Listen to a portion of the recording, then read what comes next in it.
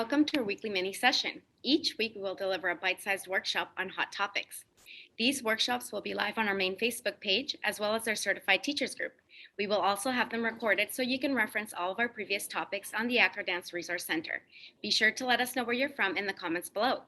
Today's topic is mental health tips. We have special guest teacher Wendy Holmquist with us. Wendy is an acrobatic arts examiner and has been involved in dance for 48 years. Wendy has a certification in mental health first aid, safe talk assist, and previously was in the development team of here'sthedeal.ca website for youth suicide prevention. Although Wendy is not a mental health professional, through her years of extensive training and owning her own dance studio, she has gained the insights that she will share with you today. It's so lovely to have you again, Wendy. Take it away. Thank you, Marie. And I'm so excited to be here for another Acrobat Arts Mini and today to talk on mental health tips. The stigma around mental health is finally ending, and we can now openly discuss many topics, but we still have a long way to go. And you joining me here today is just one more step in opening the door to communication and the pathway to mental well-being. Depression, eating disorders, anxiety, and suicide are at all-time highs for today's youth. The 24-hour access to social media and the potential of bullying, the filters to beautify, the need for instant gratification, social and economical inequities, coupled with 16 months of COVID stress has compounded the struggles of not only today's students, but of their educators as well, whether it be in the classroom or in the studio. It has never been more important to find a healthy lifestyle balance. In training dancers, the focus for generations has been on the physical being.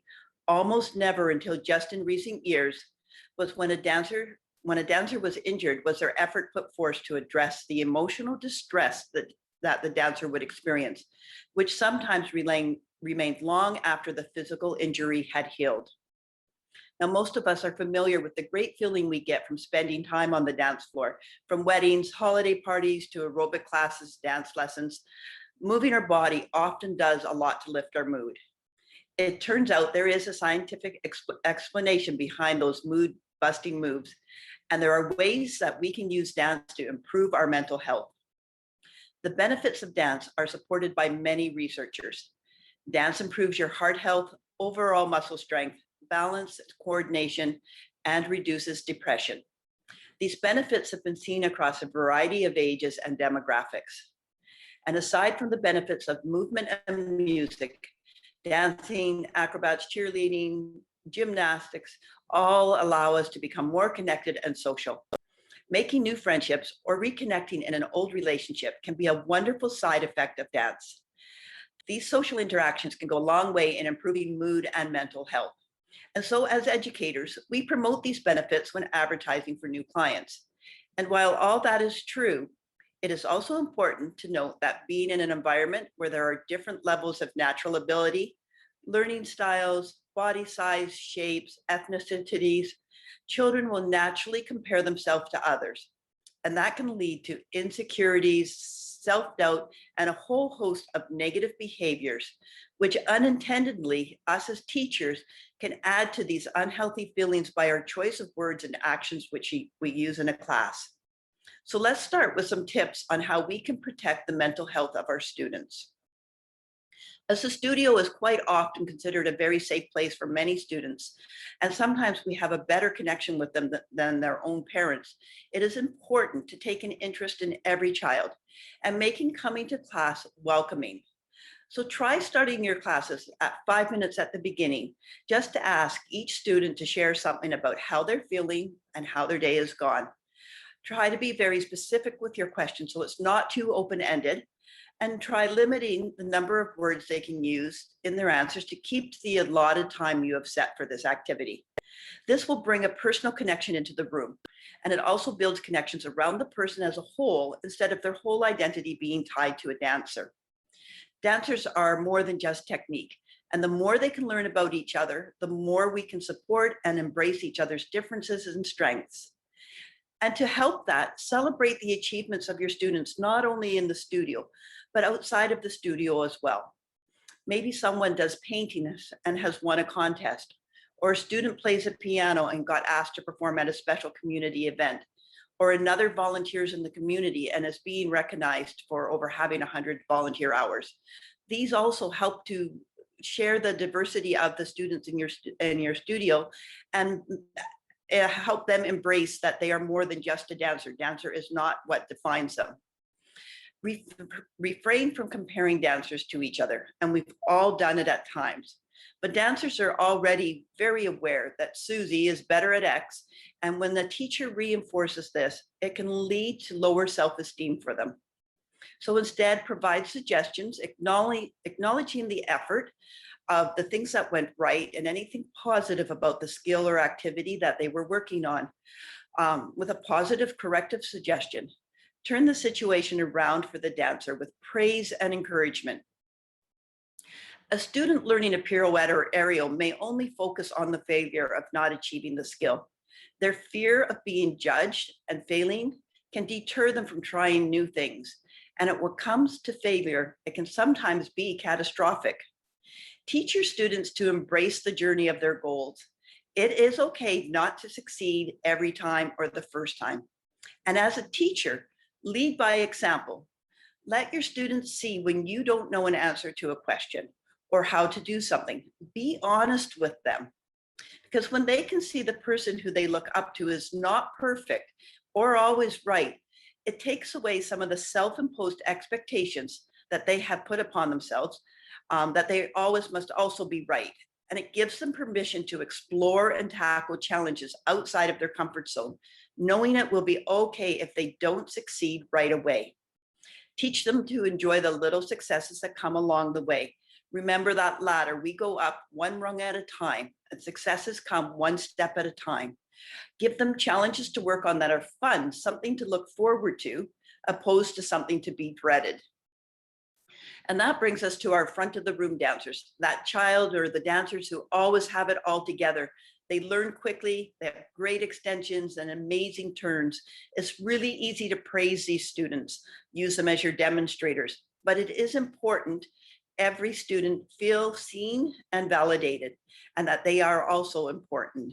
Spread compliments around, and sometimes it can be challenging to find a compliment for every child in the room. But there are ways to provide that same praise to a child in the back corner. Maybe they just danced with amazing passion, or they got the rhythm down just perfect. And you know how your eye can always drift off to that error in the room. And until that error is fixed, you see it every time. Well, take notice when it's not there anymore, because maybe that child finally got it, and that deserves some acknowledgement at that time. And on the flip side, your amazing students who are always your demonstrators or always bestowed your praise, the first time it's not there can send them into a crisis. What did they do wrong? Why didn't you tell them they did good? And they start to question their own ability, because really lots of times their own self-esteem hinges on that continuous reinforcement. So spread the love around. Work with your students to mentor each other and become goodwill ambassadors within your community. Doing good, learning to be empathetic and give of themselves provides a euphoria of all its own. In my studio, not last year, but the year before, we had 72 competitive dancers ranging from 7 to 19. And we split the group in half from youngest to oldest and placed the names of the younger half in a box, and each of the older students drew one of their names. They were then paired together through our competition season, roughly about 4 months. We laid out some guidelines for them that they would learn 5 things about their partner, attend at least one of each other's practices, and attend as much of each other's competition performances as they could. We photographed the partners and shared them with our studio family and friends. And we weren't really sure how these older students were going to embrace getting to know these younger ones. The younger ones were extremely excited to do this. But it only took one young dancer to show up at 8:30 p.m. on our first competition with a handwritten note and a carnation for her senior dancer to create an amazing ripple effect of support and love. And I was never prouder of the bonds that grew throughout our studio, reaching into all classes, siblings, staff, and their parents. Another time, each class in the studio was provided the resources to create posters about helping in the community. And before beginning the posters, we talked to the students about how blessed they were in their own lives and how important or how fortunate they were to have dance and to have empathy for others who were less fortunate. And from our 2-year-olds to our graduating seniors, every single class lived up to the challenge. They collaborated and created amazing posters. And from there, we collected gently used new and used donations for about a month. And this was at the height of last year, when our registration was almost half of what the previous year had been. And we collected enough donations to make substantial donations to 4 charities and 2 seniors' homes. Both of these activities developed new friendships and appreciation for what they have in themselves. And it opened the door for them to learn and accept each other's differences and understand where they were coming from. And it was a really great experience and boosted the atmosphere in the studio for months. Now, outside of the classroom, we become confidants, second mums or dads. And it's a teacher's nature to nurture, inspire, provide guidance, and support, and so much more. Our students become our extended family. The trust that children put in us is something to revere and not take lightly. These children hang on our every word, and sometimes you may find yourself in some really emotional situations. And while you would like to have all the magic answers, it is important to remember that we are not mental health professionals. Now, when our students come to us about more serious situations, absolutely take the time to listen to them. Create an open door policy for them to come to you, but then the responsible action is to guide them to the appropriate help. You may, if you're comfortable, offer to be present when they speak to a parent or guardian or the authorities if the situation is serious enough. But for your own protection and that of the student, never promise to keep a secret if you feel their life or a life of another is in jeopardy or if what they are speaking about could be illegal. And on this note, then, there are some behaviors you should adopt for yourself. It is hard to not be on the clock 24/7 when you think of your students, staff, and studio. These thoughts can sometimes creep into your personal life and cross the boundary of work-life balance and intrude into the precious time meant for your own children and spouse. Dance instructors, cheerleaders, acro coaches, gymnast coaches, everyone that's here today, we all give so much of our own family time working evenings and weekends, often missing out on our own children's sports and school activities. So when you leave the studio, you are off the clock. Your personal phone number and social media is off limits to parents and students unless they are personal friends. But dance issues should be off the table in any social settings. In my own personal life, my one weekly activity that I set aside for myself was with several friends whose children were enrolled in the studio. It got to the point where I almost quit because conversations continued to revolve around the studio, and I didn't get that downtime to recharge that I needed. I was fortunate my sister also participated in this activity and spoke to my friends about it. And although it was a little awkward at first, we regained that carefree chatter that adult women enjoy when getting together. Yes, every now and then dance creeps into the conversations, and sometimes I am the guilty party who brings it up. But my friends respect the boundaries and my need for a non-studio outlet, and we are quickly back on track. And aside from the boundaries you set for yourself, remember that mental health well-being and your physical well-being are tied together. So it's important to look after the whole of yourself. This does not require to be extensive. Memberships to gyms and yoga clubs are not necessary. But by all means, if this is your go-to outlet, go ahead and enjoy. The same can be said about spa treatments, vacation getaways, chocolate, and wine. These are all wonderful, can be a short reprieve from the everyday grind that is wearing you down. But as soon as the wine is gone and the bills from the vacation roll in, you are right back where you were if you aren't practicing your own mental well-being on a daily basis. And it really is quite simple, but you have to make yourself a priority. So schedule time for yourself to go for a walk. Schedule the time. Schedule time to meditate if that's what you enjoy. Eat well. How many of us hop out of the shower in the mornings, get the kids out the door, make lunches, check some emails, do a little bit, then grab a coffee and go out the door without having breakfast? It really is important to manage your diet well, healthy and balanced. Get plenty of sleep. Sometimes that's tough, but it's important also to maintain your sleep. And I bet none of this is new to you, but it is important to reinforce these important things. Chase your dreams. If you have a dream, go after it. Nurture hobbies that are outside of your studio. Remember, you are a person that is more than just a dance studio owner or acro teacher. So nurture those other hobbies. Enjoy nature and those you love. The studio and your students are only one piece of the pie that makes you whole. And if that is the only piece of the pie that you focus on, you will not be your best self. So learn to delegate and let go.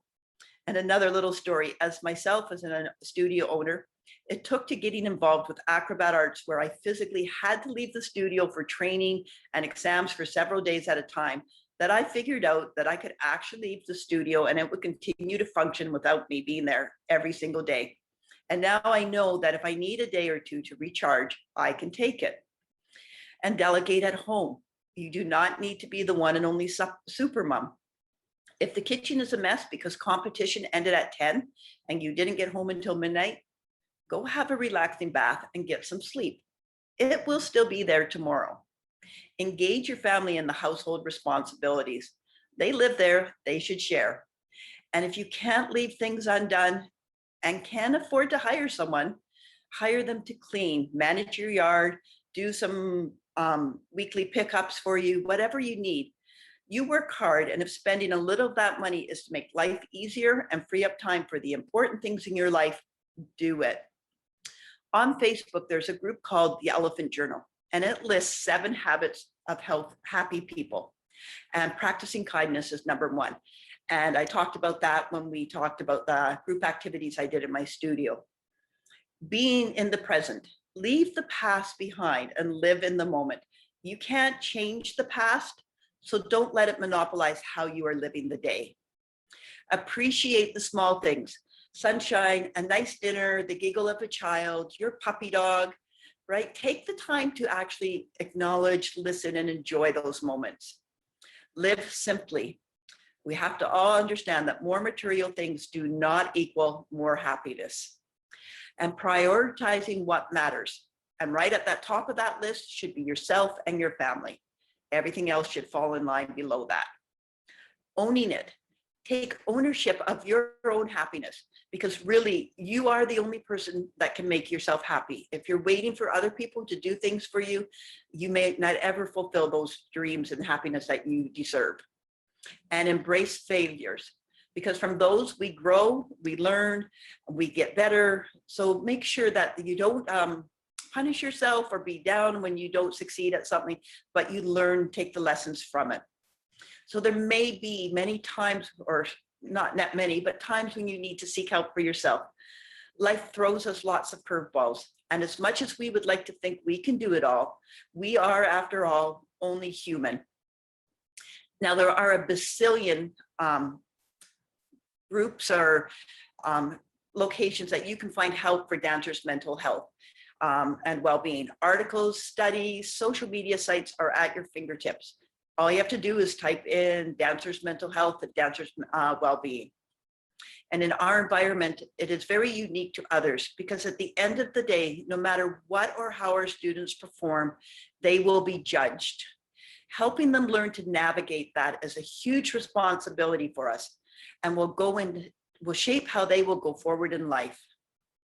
If you don't know where to start, I'd like to recommend the free ebook, How to Care for Your Dancers' Mental Wellness. And in the short video I'm going to show you in a second, the cover of the book is right at the beginning there. It's a great jumping off point. And so, to quote Youth Mental Health Canada, let's make mental health the priority it deserves. We value our lives and the lives of others. And when we take health and needs seriously, everybody is better. And at this time now, Marie, I'd like to share my screen. Absolutely, Wendy.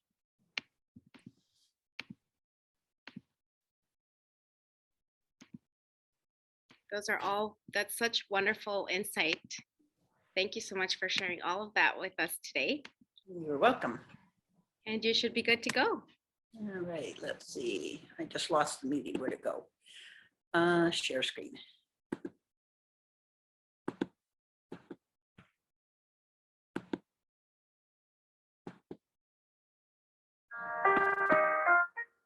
This is the book that I talked about.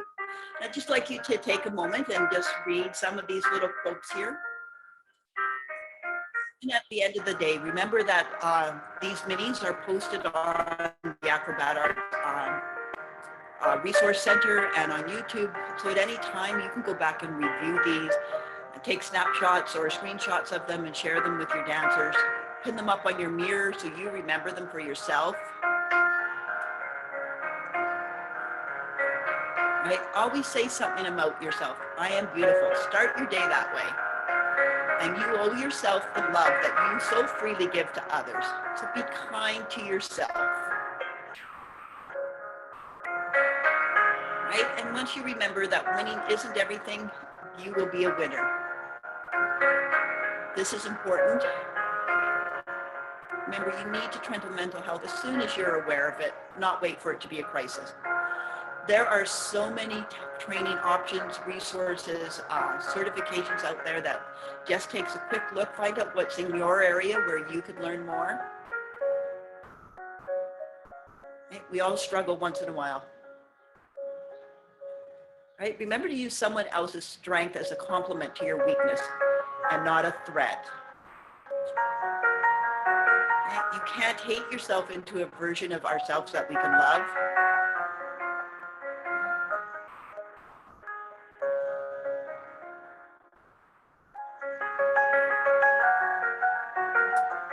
Write yourself little notes. Don't be so hard on yourself. You're doing okay. And we are only just touching the tip of the iceberg. There's so much more to learn and to change on how we deal with things in life, but we are starting. This is another site that I just came across when I was looking to put together a presentation together for you. Instagram has some great information out there.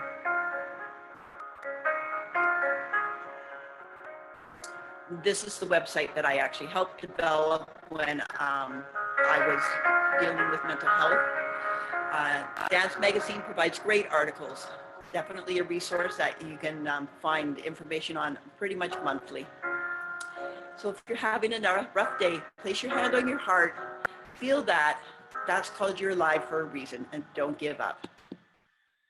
And on that note, I'd like to turn it back to you, Marie. Thank you, everybody, for joining me today. That is wonderful. Thank you so much, Wendy, and thank you, teachers, for joining us for this weekly mini. You can learn more about Acrobatic Arts Center programs at acrobaticarts.com. Be sure to join us next week for our session on benefits of exams for your dancers with special guest Acrobatic Arts examiner and course conductor, Jill Ford. See you then, everyone.